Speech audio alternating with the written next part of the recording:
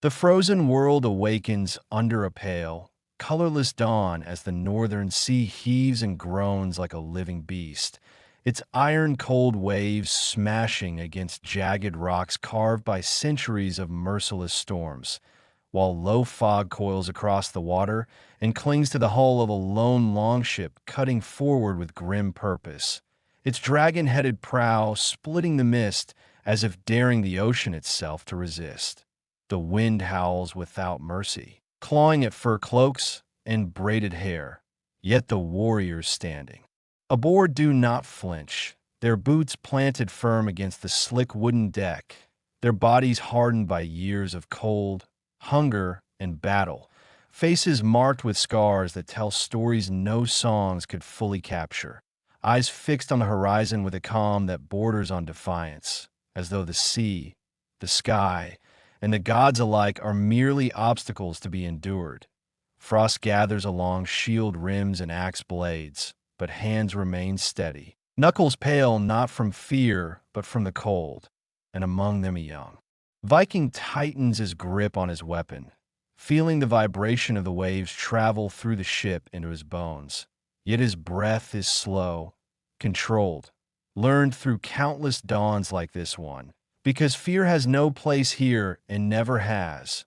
Beside him stands an older warrior, broad-shouldered and weathered, his beard threaded with gray and ice, eyes heavy with the memory of battles survived and brothers lost. And when he speaks, his voice is low and even, almost swallowed by the wind, reminding them that the waves do not care who they are, and that caring in return would be weakness.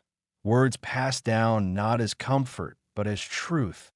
The longship surges forward, oars biting into the dark water in perfect rhythm. Each stroke a quiet oath, each creak a wood a reminder that this vessel is the only line between life and the cold. Endless deep, yet no prayers are spoken aloud, no pleas offered to the sky, because these men were raised beneath storms and taught that the world owes them nothing. Gulls cry overhead like distant omens as the shoreline slowly emerges from the fog, a harsh strip of frozen land promising neither safety nor mercy. And as the keel finally grinds against stone, the impact jolts the ship, snapping every warrior fully into the moment, hearts pounding not with dread, but with readiness. Without hesitation, they leap into the freezing surf, water surging around their legs, cold biting like teeth, but no one cries out, no one hesitates, because pain is familiar and fear is useless. And as they move toward the shore with shields high and weapons ready, silhouettes against the pale sky, the frozen world seems to watch them in silence, as if even the land itself understands that these men do not fear what waits for them, whether it be battle, blood, or death. For in this unforgiving north they have already learned the oldest lesson of all. To stand without fear is the only way to truly live. The village breathes beneath a hard, gray sky, its timber halls darkened by smoke and age. As the warriors move across the packed earth with relentless purpose, their training as unforgiving as the land that raised them, steel meeting steel in brutal rhythm, while shields collide with bone-jarring force, each impact echoing through the air like a warning to the weak. Axes rise and fall, spears thrust forward, boots dig into frozen ground, churned into mud by countless battles rehearsed long before they are ever fought, and no voice calls for mercy, because mercy is not a lesson taught here. Only endurance, only strength, only the disciplined stand when the body screams to fall. Sweat steams from bare arms despite the cold, muscles carved by labor and war straining beneath scarred skin, while blood trickles freely from split brows and torn knuckles, ignored as something earned rather than feared, because pain is not an enemy, but a reminder that they are still alive. One warrior stumbles beneath a crushing blow, his shield shattered, and his body driven to the ground. And for a brief moment the clash around him seems to slow, Yet instead of a cry, there comes a rough laugh from his chest, breathless but defiant, his teeth stained red as he looks up at the sky and speaks of gods and names, and endings not with dread but with pride, declaring that if this day is his last, then it will be remembered, and his words carry no sadness, only acceptance, only resolve. Nearby, the elders stand in silence, their cloaks heavy with years and wisdom, eyes sharp and unblinking as they watch the younger men test themselves against exhaustion and fear, judging not skill alone but spirit, because a strong arm means nothing without a fearless heart.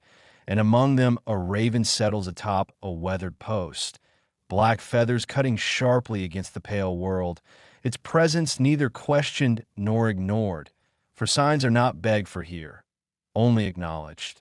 The training continues without pause, warriors dragging themselves upright again and again, teeth clenched, lungs burning, refusing to yield because yielding is worse than injury, worse than death. And as they strike and block and fall and rise, the unspoken code tightens around them like iron bands, a code that teaches them that to live in fear is to live already defeated, that to cling to life at any cost is to lose the honor that gives life meaning.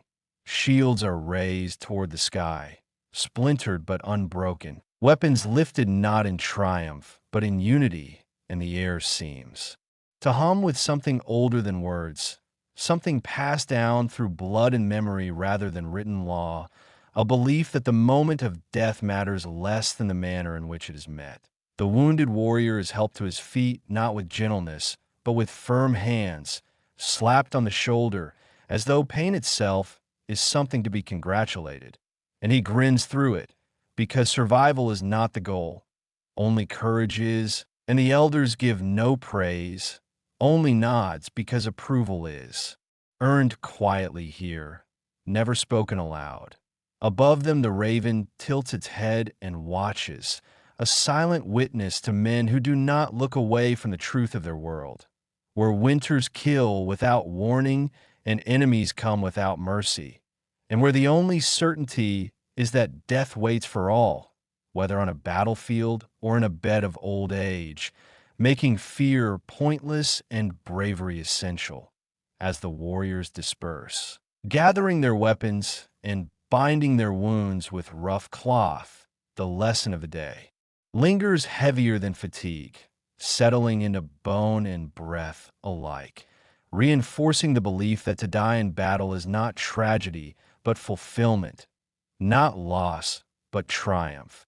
Because a fearless death ensures a name that will not fade, and in this harsh northern life, where survival is never guaranteed, it is the promise of honor beyond death that sharpens their blades, steadies their hands, and teaches them, again and again, that the greatest victory is not to avoid the end, but to face it without fear. The battlefield stretches beneath a sky choked with rolling storm clouds, the air thick with rain and iron as wind-driven sheets of water lash against armor and exposed skin, turning earth into sucking mud that clings to boots and drags at fallen bodies. Yet the clash begins without hesitation, two forces colliding with a violence so sudden and complete that it seems to tear sound itself apart, steel screaming as blades meet, shields shattering under the weight of axe blows and the ground, trembling beneath the charge of men who have already accepted that this moment may be their last. Vikings surge forward through the chaos with relentless momentum, faces streaked with rain and blood indistinguishable from one another, eyes burning with focus rather than rage, as if each warrior moves according to a rhythm older than thought, striking, blocking, advancing, refusing to retreat even when surrounded, because retreat carries the weight of fear, and fear is heavier than death. Arrows cut through the storm, vanishing into flesh with dull, final thuds. Bodies fall and are trampled without pause, cries swallowed by thunder and the roar of combat. Yet no one breaks formation to mourn. No one hesitates to look back, for the living belong to the fight and the dead belong to the gods. One Viking pushes deeper into enemy ranks, his shield split, his armor dented and torn, breathing hard but steady, each step driven by will alone as blows rain down around him. And when a blade finally slips past his guard and pierces his side, the impact drops him to one knee, pain flashing bright and sharp. But instead of panic, there is calm. Instead of despair, there is resolve. And through bloodied lips, a smile forms, small but unbroken, because he knows this moment and has known it all his life. Gripping his weapon with what strength remains, he whispers of Valhalla not as a plea, but as a certainty, and forces himself upright again, defying the weakness spreading through his body, striking with raw determination until his enemy falls before him. Proof that even in dying, a warrior can still claim victory. Around him, the battle rages on, relentless and merciless, men crashing together in brutal intimacy, breath steaming in the cold air, faces inches apart as they struggle for dominance, slipping in mud soaked dark with blood, yet pressing forward regardless. Because the storm does not stop, and neither do they. Thunder cracks overhead like the voice of the gods themselves. Lightning briefly illuminating the carnage in stark flashes, revealing broken shields, scattered weapons, and bodies lying still among those still fighting. A reminder that death walks openly here and is neither hidden nor avoided. The wounded Viking finally collapses, strength spent, rain washing blood from his face as his vision dims. But even as the noise of battle fades from his senses, his expression remains unchanged, peaceful, satisfied, because he has met the end standing, unafraid, and that alone is enough. The clash continues beyond him, warriors stepping over fallen friends and foes alike, driven by the same unyielding belief that the manner of death defines the worth of life. That fear has no place on a battlefield where honor is won through courage alone. And as swords rise and fall and men give their final breaths to the storm, the truth becomes unmistakable. These warriors do not fight because they believe they cannot die. They fight because they know they will, and in accepting that truth completely, they strip death of its power, leaving only glory in its wake. Beyond the last breath and the final echo of battle, the warrior awakens not to darkness, but to light, warm and golden, stretching endlessly across a vast hall whose towering pillars rise like ancient trees, carved with runes worn smooth by time and memory, the air alive with the sound of laughter, clashing cups, and voices raised in song. And as he steps forward, he feels no pain, no weight of wounds. Only strength restored and spirit unburdened, as if the trials of the mortal world have fallen away with the storm. Around him stand warriors once fallen, men he has never met and men he has fought beside, all whole again, scars now marks of honor rather than suffering, faces lit with fierce joy and recognition, because here death has not taken but returned what was earned. Long tables stretch into the distance, laden with food and drink beyond counting. Fires crackle with steady warmth, and the smell of roasted meat and smoke fills the hall, comforting and familiar, and no one rushes, no one fears scarcity, because eternity removes the need for restraint. The warrior moves among them, greeted with nods and grins, welcomed not with ceremony, but with acceptance. For all who stand here have proven themselves the same way, not by victory alone, but by courage in the face of the end. At the far end of the hall, elevated and unmoving, Odin watches from his throne, his presence heavy yet calm, a single eye holding the weight of countless lives judged not by length but by resolve. And when he speaks, the hall quiets not from fear but respect, his words deep and final, declaring that the warrior feared nothing and therefore lost nothing. A simple truth spoken without praise because none is needed.